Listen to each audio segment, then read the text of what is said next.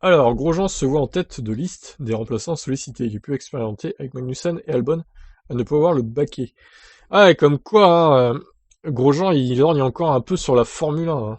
L'ancien pilote Haas se trouve actuellement aux États-Unis pour tester la monoplace d'IndyCar qu'il pilotera en 2021 sur les circuits routiers. Alors, si on a des vidéos, des images de ça, je vous ferai partager ça évidemment sur la chaîne.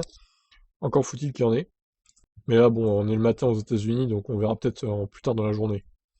Grosjean estime que la situation liée au Covid, dans laquelle des pilotes peuvent avoir manqué une ou deux courses s'ils contractent le virus, est une opportunité potentielle. De tous les pilotes qui n'ont actuellement pas de baquet de titulaire, Kevin, Magnussen, Alex Albon et moi-même sommes les plus expérimentés. Nous savons tous comment se comporte une F1 moderne. Alors oui, je m'attendrais à ce que l'un de nous reçoive un appel, estime le français.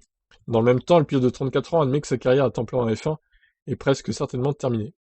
Non mais elle est terminée, hein, clairement. Je ne le vois pas revenir en F1, il a quand même 34 ans déjà. À moins de recevoir un appel de Ferrari, Mercedes ou Red Bull, ce qui est improbable, je ne reviendrai pas en F1 pour faire le nombre.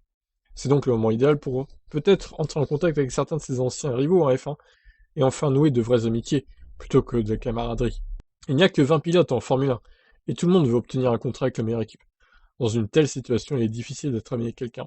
Mais une fois votre carrière terminée, la relation avec les pilotes peut changer. Vous avez les mêmes passe-temps, vous avez voyagé ensemble, et vécu beaucoup de choses ensemble, alors vous devenez certainement copains. Mais quand vous êtes en compétition avec quelqu'un, vous voulez prendre sa place. J'ai une excellente relation avec Vettel. Je le respecte profondément, mais nous ne pouvons devenir amis que maintenant. Oui, enfin bon, il n'y avait pas trop de concurrence hein, entre Vettel et lui quand. Ah, quoique, je mens un peu parce que c'est vrai que Vettel, des fois, il se battait avec les As en 2020. Donc, c'était un vrai concurrent hein, pour As en 2020, Vettel.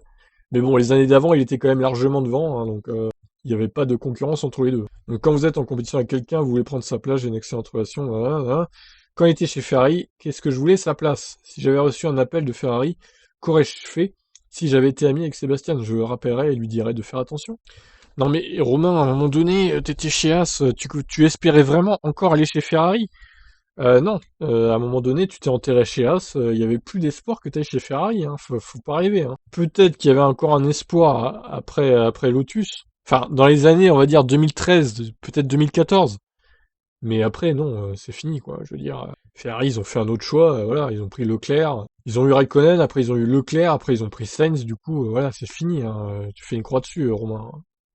Donc dans une telle situation, c'est difficile quand on est en F1, on respecte son adversaire, mais l'amitié ne peut commencer qu'après la fin de carrière.